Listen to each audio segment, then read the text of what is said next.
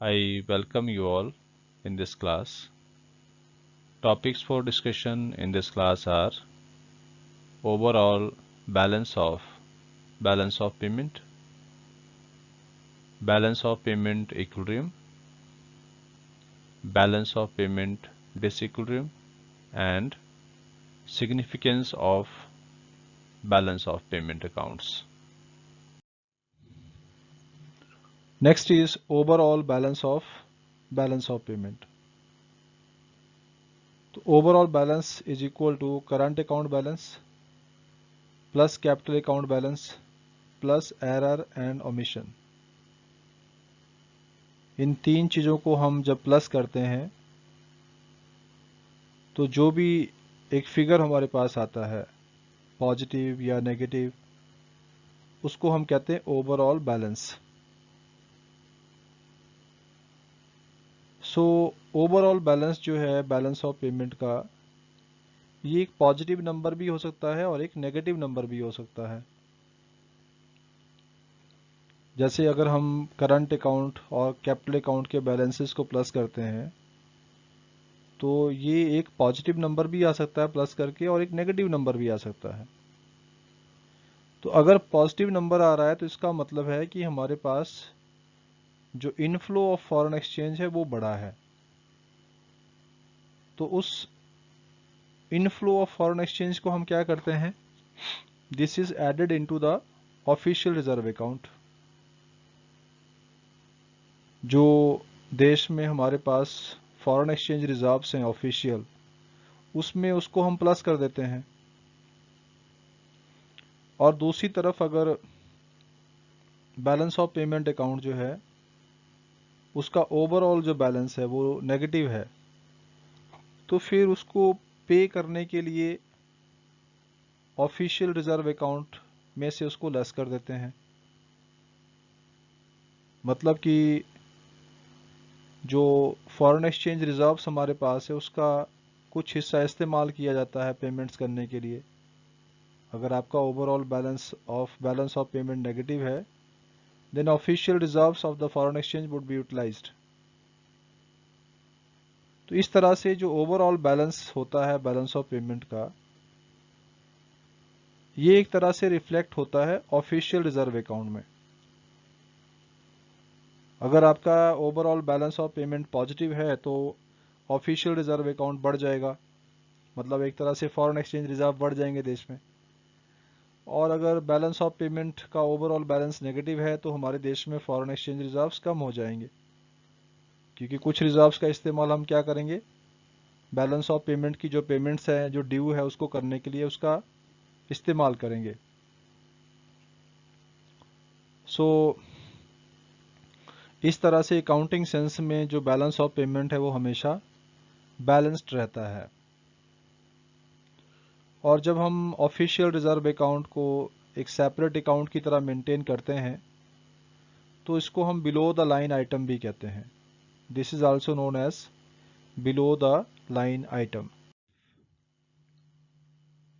Next topic is balance of payment equilibrium and balance of payment disequilibrium. So let us understand कि balance of payment किस situation में equilibrium में होता है। इसके लिए हमारे पास दो तरह की कंडीशंस होती है। पहला होता है कि जब current account balance plus capital account balance, इन दोनों का sum total it becomes equal to zero. अगर ये जीरो हो जाता है तो उसको हम कहते हैं कि बैलेंस ऑफ पेमेंट क्या है, इक्विलिब्रियम में है। और दूसरी कंडीशन क्या है कि अगर एरर्स एंड ओमिशंस हुई हों तो उस समय हम capital account plus current account plus error and omission करते हैं, इन तीनों को प्लस करते हैं। और इन तीनों का जो सम टोटल है if it becomes equal to zero, तो भी बैलेंस ऑफ पेमेंट जो है वो इक्विलिब्रियम की स्थिति में होता है। और जब बैलेंस ऑफ पेमेंट इक्विलिब्रियम में हो तो उस स्थिति में there is no movement of official reserve of RBI, क्योंकि आपका बैलेंस ऑफ पेमेंट जो है इक्विलिब्रियम में है। तो ऐसी स्थिति में जो आरबीआई के पास ऑफिशियल रिजर्व हैं फॉरेन एक्सचेंज के, उसमें कोई भी मूवमेंट नहीं होता है। यानी देयर इज़ नो इंक्रीज और decrease in the foreign exchange reserve with the RBI, उसमें कोई मूवमेंट नहीं होगा फिर ऑफिशियल रिजर्व अकाउंट में, क्योंकि ऑफिशियल रिजर्व अकाउंट में तो चेंजेस तभी आएंगी जब आपका बैलेंस ऑफ पेमेंट जो है वो इम्बैलेंस हो या डिसइक्विलिब्रियम में हो, जब बैलेंस ना हो, उसी स्थिति में जो है वो ऑफिशियल रिजर्व ऑफ आरबीआई को हम यूज करते हैं। नेक्स्ट है आपका बीओपी डिसइक्विलिब्रियम। तो बीओपी डिसइक्विलिब्रियम ऐसी स्थिति को कहते हैं जिसमें current account balance plus capital account balance, इन दोनों का sum total is not equal to zero. जब ये जीरो नहीं होता है तो उसको हम कहते हैं बीओपी डिसइक्विलिब्रियम। और जब बीओपी डिसइक्विलिब्रियम में हो तो it causes movement of official reserve. तो जब बीओपी डिसइक्विलिब्रियम में होता है उस समय जो ऑफिशियल रिजर्व है फॉरेन एक्सचेंज के विद आरबीआई, उसमें मूवमेंट होता है। यानी या तो फॉरेन एक्सचेंज रिजर्व्स आरबीआई के पास बढ़ जाते हैं या फिर कम हो जाते हैं। तो बीओपी जब डिसइक्विलिब्रियम में होता है तो ये दो तरह का हो सकता है, एक तो बीओपी सरप्लस में हो सकता है और दूसरा बीओपी डेफिसिट में हो सकता है। तो बीओपी सरप्लस उस समय होता है जब current account balance plus capital account balance it becomes a positive number. जब इन दोनों का सम टोटल एक पॉजिटिव नंबर आए तो इसको हम कहते हैं बीओपी सरप्लस में है। और दूसरी तरफ जो बीओपी डेफिसिट है उस स्थिति में होता है जब current account balance plus capital account balance इन दोनों का सम टोटल एक नेगेटिव नंबर आए। इसको दोनों को प्लस करने पे हमारे पास अगर एक नेगेटिव नंबर आता है तो उसको हम कहते हैं बीओपी डेफिसिट है, और अगर एक पॉजिटिव नंबर आ रहा है तो इसका मतलब बीओपी सरप्लस में है। So this was BOP equilibrium and BOP disequilibrium. So let us discuss about the significance of balance of payment accounts. Balance of payment accounts का क्या महत्व है? Let us discuss this. First point is financial status of the domestic economy. जो हम balance of payment accounts बनाते हैं उससे हमें अपने जो डोमेस्टिक इकोनॉमी है उसका फाइनेंशियल स्टेटस पता चलता है in relation to rest of world. दूसरे देशों के मुकाबले हमारी फाइनेंशियल स्टेटस क्या है उसके बारे में हमें एक जानकारी मिलती है बैलेंस ऑफ पेमेंट अकाउंट से। जैसे बैलेंस ऑफ पेमेंट अकाउंट जो है वो फॉरेन बोरोइंग्स को भी इंडिकेट करता है कि कितना बोरोइंग्स हैं। तो जितनी ज़्यादा बोरोइंग होगी फॉरेन कंट्रीज से उतनी ही ज़्यादा हमारी डिपेंडेंस रहेगी बाकी इकोनॉमीज़ पर, और वो एक तरह से हमारी डोमेस्टिक इकोनॉमी का जो बैकवर्डनेस है उसको रिफ्लेक्ट करती है। Next point is net factory income from abroad. तो जैसा आप जानते हैं ये नेशनल इनकम का एक बहुत ही इम्पॉर्टेंट कंपोनेंट है। नेशनल इनकम को निकालने के लिए, कैलकुलेट करने के लिए हम इसको यूज़ करते हैं। तो ये भी जानकारी हमें बैलेंस ऑफ पेमेंट अकाउंट से प्राप्त होती है। Next point is net exports.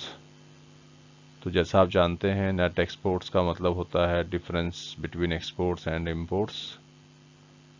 और नेट एक्सपोर्ट जो है वो एग्रीगेट डिमांड का एक बहुत ही इम्पॉर्टेंट कंपोनेंट भी होता है। ये हमने एग्रीगेट डिमांड में ऑलरेडी पढ़ रखा है। सो बैलेंस ऑफ पेमेंट जो है वो हमें नेट एक्सपोर्ट्स की भी एक कंप्लीट इंफॉर्मेशन देता है। जितने ज़्यादा नेट एक्सपोर्ट्स होते हैं उतनी ही ज़्यादा हमारी जो एग्रीगेट डिमांड है वो बढ़ती है इकोनॉमी में, और उससे जो level of output and employment है वो भी दोनों प्रभावित होते हैं, उन दोनों में भी वृद्धि होती है। ऑन द अदर हैंड, अगर हमारा एग्रीगेट डिमांड में जो नेट एक्सपोर्ट्स है अगर वो कम है तो इसका मतलब है कि उससे एग्रीगेट डिमांड कम भी होगी, और जब एग्रीगेट डिमांड कम होगी तो उसका भी एम्प्लॉयमेंट और आउटपुट दोनों ही लेवल्स पर उसका प्रभाव पड़ेगा। तो इस तरह से जो बैलेंस ऑफ पेमेंट अकाउंट है वो हमें नेट एक्सपोर्ट्स के बारे में भी इंफॉर्मेशन देते हैं।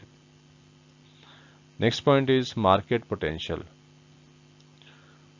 तो बैलेंस ऑफ पेमेंट अकाउंट जब हम बनाते हैं तो उसमें फॉरेन डायरेक्ट इन्वेस्टमेंट और फॉरेन इंस्टीट्यूशनल इन्वेस्टमेंट के बारे में भी इंफॉर्मेशन मिलती है, यानी फॉरेन इन्वेस्टमेंट के बारे में कंप्लीट जानकारी हमें बैलेंस ऑफ पेमेंट अकाउंट से मिलती है।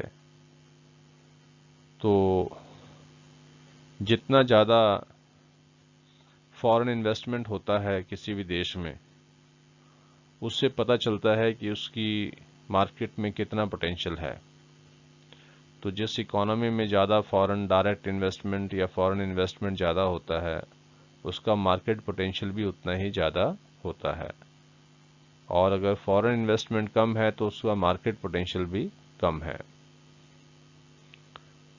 Next point is monetary and fiscal policies.